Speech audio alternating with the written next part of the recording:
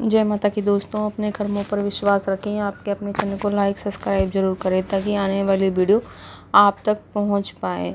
7वां अध्याय, मन की मुराद पूरी करने के लिए हम 7वें अध्याय का पाठ करेंगे।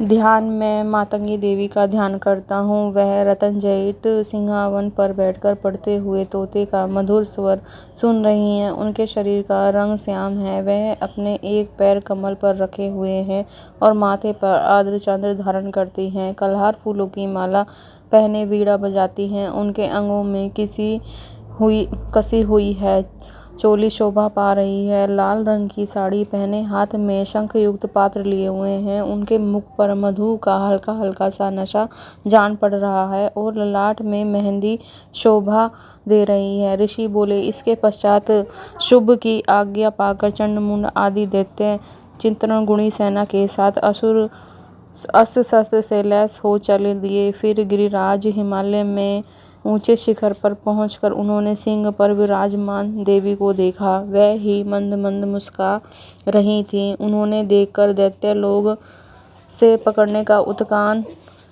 करने लगे। किसी ने धनुष ताना, किसी ने तलवार संभाली और कुछ लोग देवी के पास आकर खड़े हो गए। तब अंबिके को उन शस्त्रों पर बड़ा क्रोध हुआ। उस समय क्रोध के कारण उनके मुख काला पड़ गया, ललाट में भौहें वक्र हो गईं। वहां तुरंत विकराल मुखी काली प्रकट हुई, जो तलवार और फांस लिए हुई थी। खंडवांग धारण किए हुए, चीते के चमड़े की साड़ी पहने और मुंडों की माला में अलंकृत थी। उनके शरीर का मांस सूख गया था, केवल मात्र पंजर ही शेष रह गया था, जिससे वह अत्यंत भयंकर जान पड़ रही थी। उनका मुख विशाल था, जीभ लपलपाने के कारण वह डरावनी प्रतीत हो रही थी। उनकी आंखें भीतर को धसी हुई थी और अंगारे के समान लाल थी। वह अपनी भयंकर गर्जना से संपूर्ण दिशाओं को गूंज रही थी। बड़े बड़े दैत्यों का वध करती हुई वह कालिका देवी बड़े वेग से दैत्यों की उस सेना पर टूट पड़ी, उनका क्षण भर में सर्वनाश कर डालिया।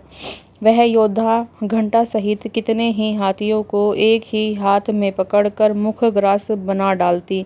किसी को बालों से घसीट लेती, किसी का गला दबोच देती, किसी को पैरों से कुचल डालती और किसी को छाती के धक से गिराकर मार डालती। वह असुरों को फेंक देती।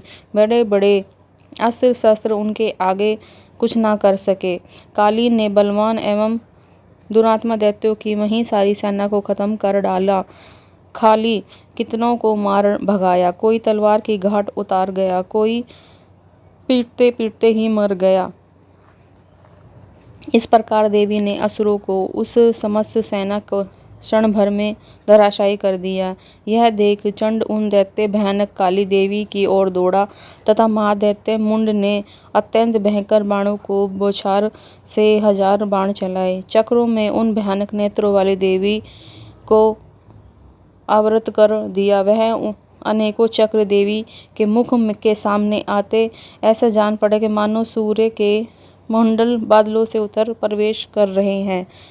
जब भयंकर गर्जना करने वाली काली ने अत्यंत रोष में भरकर विकराल अट्टहास किया, उस समय उनके विकराल मुख के भीतर कठिनता से देख जा सकने वाली दांतों की प्रभा से वे अत्यंत उज्ज्वल दिखाई देती थी। सिंह पर बैठकर चंड पर हमला किया, उसके केश पकड़कर उसी तलवार से उसका मस्तक धड़ से अलग कर दिया। चंड को मारा गया देख मुंड भी देवी की ओर दौड़ा। तब देवी ने रोष में भयंकर उस भी तलवार से घायल कर धरती पर सुला दिया। महापराक्रमी चंड और मुंड को मार गिराया देख मरने से बची हुई बाकी सेना अंकित हो चारों ओर भाग गई।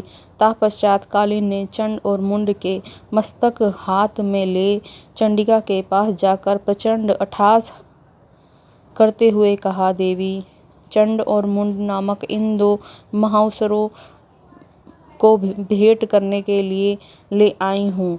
अब युद्ध ज्ञान में तुम शुभ और निशुंभ का स्वयं ही वध करना।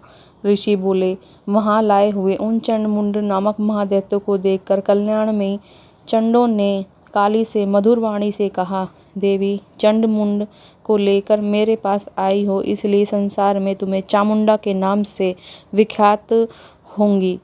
जय माता की दोस्तों।